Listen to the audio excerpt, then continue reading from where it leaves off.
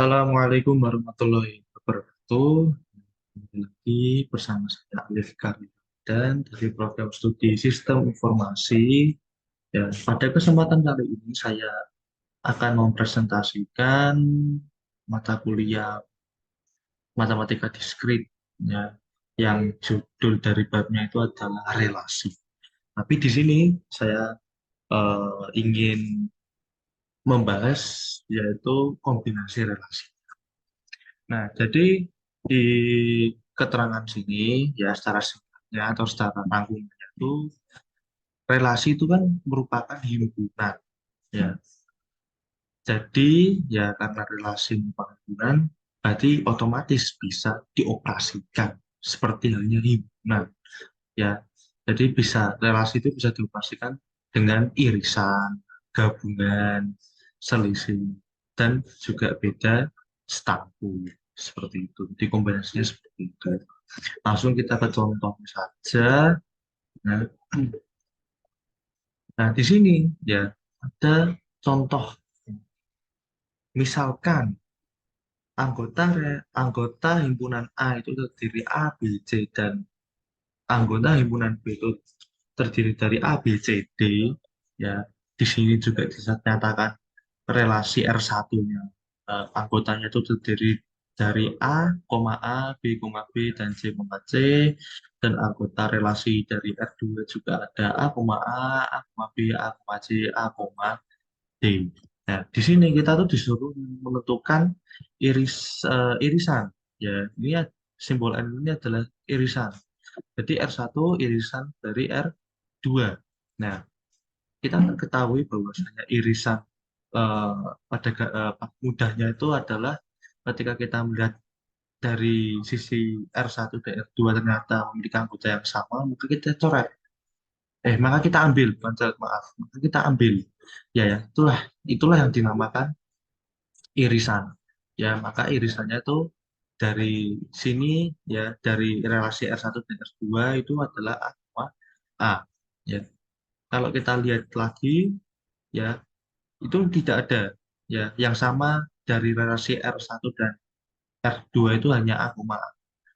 Jadi kita ambil yang sama. Itu irisan seperti itu. Lalu gabungan ya namanya saja gabungan. Maka kita gabung semuanya ya.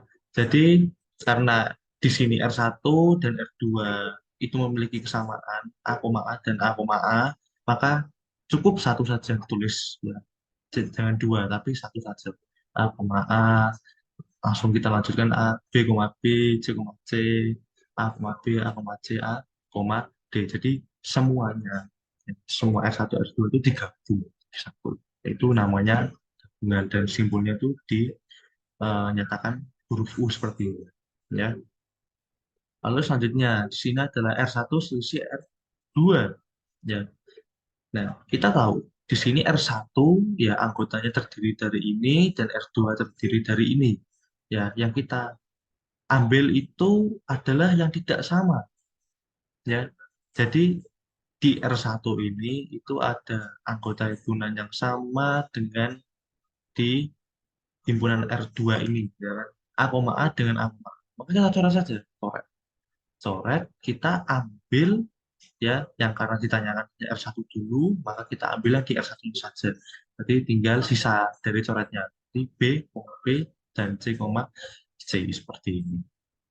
Nah, lalu berikutnya sama, ini cuma dibalik aja ya, karena R1 R2 samaannya hanya di A, maka kita coret ya, karena ditanyakan R2 ya dahulu, maka kita ambil A, C, dan D seperti itu. Nah, lalu selanjutnya di R1 beda stangkup R2. Nah, karena rumus beda stangkup itu merupakan rumusnya adalah eh, gabungan seli gabungan dikurangi irisan. Nah, irisan sudah ketemu nih, aku maka gabungan juga sudah ketemu nih, aku B, C, aku C, D.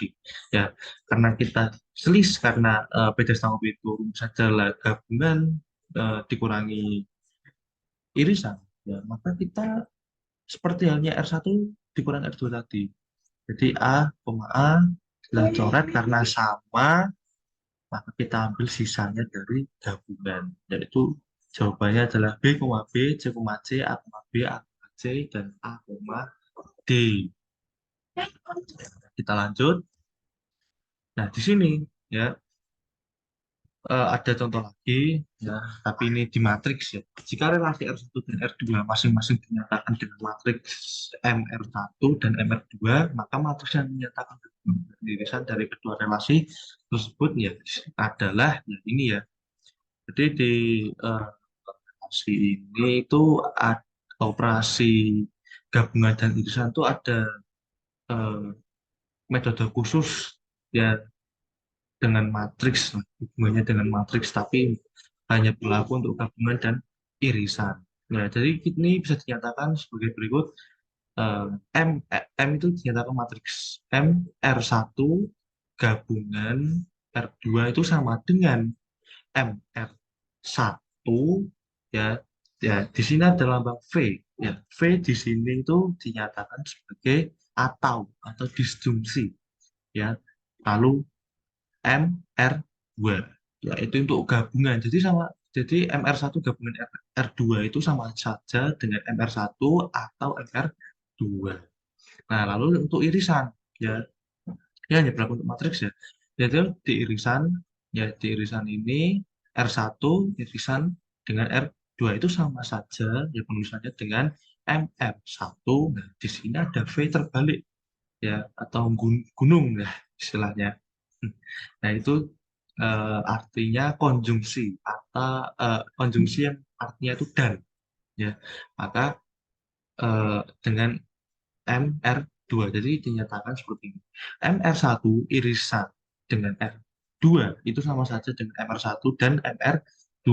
Saya ulangi lagi yang ini MR1 gabungan R2 itu sama saja dengan MR1 atau MR2. Nah, sebagai contohnya seperti ini ya. Contoh, misalkan bahwa relasi R1 dan R2 pada yang A dinyatakan oleh matriks sebagai berikut. Ini hanya berlaku untuk matriks operasi gabungan dan irisan. Jadi di soal di sini dinyatakan R1 itu matriksnya ada seperti ini ya, dan di R2 itu seperti ini. Ya. Lalu cara penyelesaiannya biar bisa dapat kok bisa satu, satu nol, satu satu satu, tapi itu gimana sih? Nah, sebelum saya jelaskan caranya, kita kembali lagi ke bab sebelumnya ya di sini. Ya, disjungsi dan konjungsi. Tadi ya kalau gabungan itu ya sama saja dengan disjungsi, tapi kalau untuk irisan itu sama saja dengan konjungsi.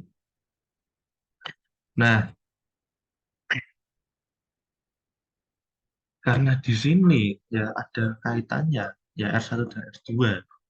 Kita lihat